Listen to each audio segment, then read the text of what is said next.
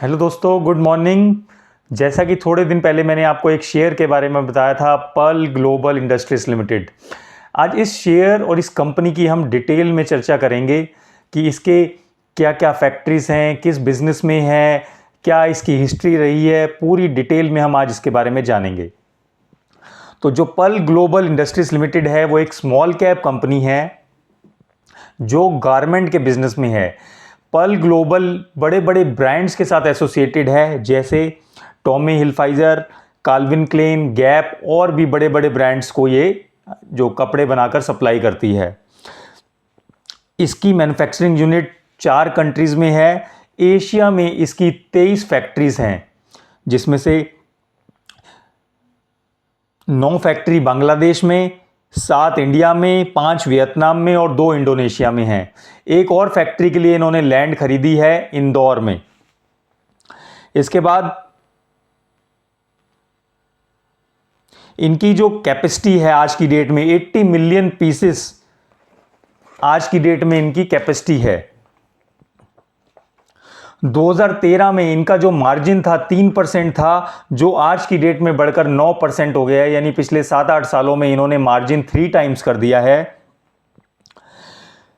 इनके जो designing office हैं वो यूएस में हैं, यूके, हांगकांग, स्पेन। यहाँ पर इनके डिज़ाइनिंग ऑफिस है, क्योंकि इनकी डिज़ाइनिंग बहुत अच्छी होती है, इसलिए इनके जो कपड़े हैं महंगे रेट पर बिकते हैं। इसी वजह से आप देख रहे हैं कि जो मार्जिन है वो 3% से बढ़कर 9% हो गया है। जो इनका रॉ मटेरियल आता है वो सस्ती जगह से आता है, जैसे चाइना में, हांगकांग से, जिससे कि इनका प्रॉफिट मार्जिन बढ़े।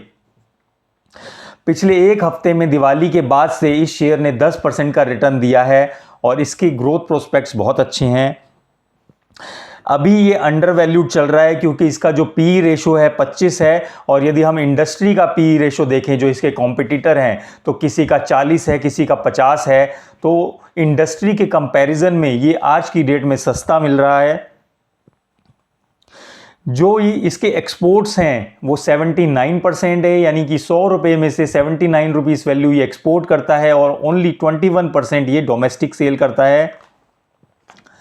इस कंपनी का जो आज की डेट में प्राइस है अराउंड 1000 रुपये के आसपास है।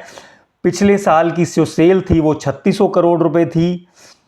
प्रोमोटर के पास इसकी शेयर होल्डिंग 63% है, एफआईआई के पास 4.5%, डीआईआई के पास 9.5% और पब्लिक के पास 23%। इस कंपनी का मार्केट कैप आज की डेट में 5000 करोड़ के आसपास है और पी रेशो जैसे मैंने बताया 25-26 के आसपास चल रहा है। बुक वैल्यू इसकी एक शेयर की 184 रुपये। PEG ratio, P to growth ratio जो है 1.03, जो कि बहुत ही अच्छा माना जाता है।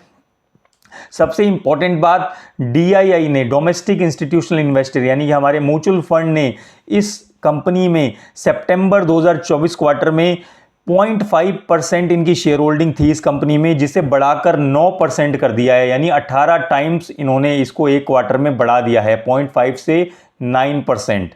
तो डीआईआई या एफआईआई जब भी इन्वेस्ट करते हैं किसी कंपनी में, तो वो प्रमोटर से बात करते हैं कि उनके फ्यूचर प्रोस्पेक्ट्स कैसे हैं, उनका फ्यूचर रोड मैप क्या है, और यदि उनको वो चीज़ समझ आती है तभी म्यूचुअल फंड या एफआईआई उस कंपनी में इन्वेस्ट करते हैं। तो आप सोच सकते हैं कि म्यूचुअल फंड ने 0.5% से 9%, 18 टाइम्स जो शेयर होल्डिंग बढ़ाई है।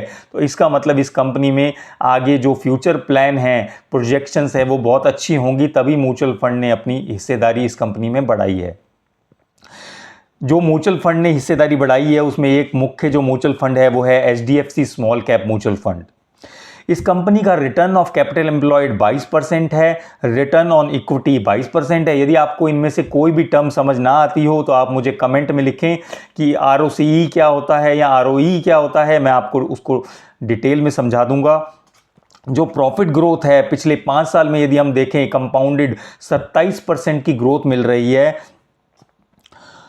और यदि आप इसको वॉरेन बफे से कंपेयर करें, जो वॉरेन बफे हैं यूएस के इन्वेस्टर, उन्होंने जो 60 साल इन्वेस्टिंग की थी उसमें उन्होंने 18% की ग्रोथ पाई थी ईयर ऑन ईयर, और ये कंपनी हमें आज की डेट में 27% ईयर ऑन ईयर ग्रोथ दे रही है।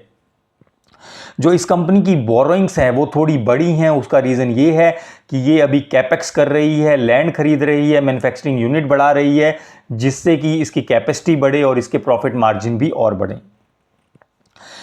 इसकी एक और जो मुख्य बात है वो है कि ये जो वियतनाम, बांग्लादेश, जो भी कंट्रीज़ हैं वहाँ लॉस मेकिंग जो फैक्ट्रीज़ होती हैं या जो बंद हो चुकी होती हैं उन्हें एक्वायर कर रही है, जिससे कि ये उन्हें कम प्राइस में खरीद कर उसे अपने लिए यूज़ करें और अपने मार्जिन बढ़ा सकें। तो ये आजकल कुछ कम फैक्ट्रियों को एक्वायर भी कर रही है। इस कंपनी का एक जो रिस्क मुझे नज़र आता है वो ये है कि जो इनकी 80% सेल है वो टॉप 10 कस्टमर्स को है। ये एक रिस्क भी है और एक बेनिफिट भी है, लेकिन क्योंकि इसके जो कस्टमर्स हैं वो बड़े बड़े ब्रांड हैं तो इतनी ज़्यादा रिस्क की बात नहीं है। लेकिन 80% जो रेवेन्यू है इनका 10 टॉप कस्टमर से आता है। जैसे मैंने आपको बताया था, बड़े बड़े ब्रांड्स के साथ ये एसोसिएटेड है, Calvin Klein, Gap and all. ये और भी रिटेल चेन के साथ काम करती है, जैसे वॉलमार्ट, टारगेट, इनके थ्रू ये अपने जो गारमेंट्स है वो सेल करती है। इस कंपनी का जो कैश फ्लो है वो पिछले 2-3 साल में पॉजिटिव है, ऑपरेटिंग कैश फ्लो पॉजिटिव है, जो कि एक बहुत ही अच्छी बात है। इससे भी एक और अच्छी बात, इनके जो वर्किंग कैपिटल है वो इंप्रूव हो रही है, जो डेटर एजिंग है वो कम हो रही है। यानी ये जब सेल करते हैं तो अपने कस्टमर से पैसा जल्दी से जल्दी वसूल लेते हैं, जिससे कि इनका जो वर्किंग कैपिटल साइकिल है वो फास्ट हो जाता है। तो पिछले 2-3 साल का यदि हम देखें तो इनका वर्किंग कैपिटल साइकिल बहुत इंप्रूव हुआ है। तो ये एक बहुत ही प्लस पॉइंट। ये शेयर हम शॉर्ट टर्म के लिए नहीं अपने पोर्टफोलियो में रखेंगे, लॉन्ग टर्म के लिए आप इसे रखिए 2-3 साल के लिए, और ये अच्छे रिटर्न देके जाना चाहिए।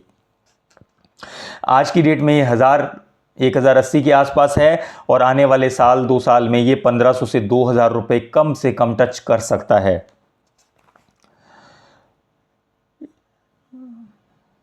इसके अलावा यदि आप इस शेयर के बारे में कुछ भी जानना चाहते हैं तो आप मुझे कमेंट में बताइए, मैं आपको उसकी और डिटेल एनालिसिस बता दूंगा। तो मेरे हिसाब से ये शेयर बहुत ही अच्छा है, फंडामेंटल अच्छे हैं, ग्रोथ अच्छी है, बड़े बड़े ब्रांड्स के साथ इसका नाम एसोसिएटेड है, 23 मैन्युफैक्चरिंग यूनिट्स हैं 4 एशियन कंट्रीज़ में। तो मेरे हिसाब से बहुत ही अच्छा शेयर। बट किसी भी शेयर में इन्वेस्ट करने से पहले आप खुद उस कंपनी को पढ़ें, उसके बारे में जानें, उस पर थोड़े दिन नज़र रखें, और यदि आपको समझ आता है तभी उस शेयर में इन्वेस्ट करें। और अपना सारा पैसा एक ही कंपनी में कभी भी इन्वेस्ट न करें। 15 से जितना भी आप इन्वेस्ट करना चाहते हैं उसका सिर्फ 15 से 20% ही एक कंपनी में लगाएं, ताकि बाय चांस कोई बुरी खबर आ जाए किसी कंपनी के बारे में तो भी जो आपकी इन्वेस्टमेंट है वो पूरी की पूरी ना डूबे। 10-15% पे आप फिर भी थोड़ा बहुत रिस्क ले सकते हैं। अगर कोई शेयर 5-10% डाउन हो भी जाए तो आपको इतना फ़र्क ना पड़े। यदि आपको इन्फॉर्मेशन अच्छी लगे तो मुझे कमेंट में बताइएगा, मैं और भी ऐसी अच्छी कंपनीज़ के डिटेल्ड एनालिसिस डालूंगा। आप इस चैनल को सब्सक्राइब करें और वीडियो को शेयर करें। Thank you so much.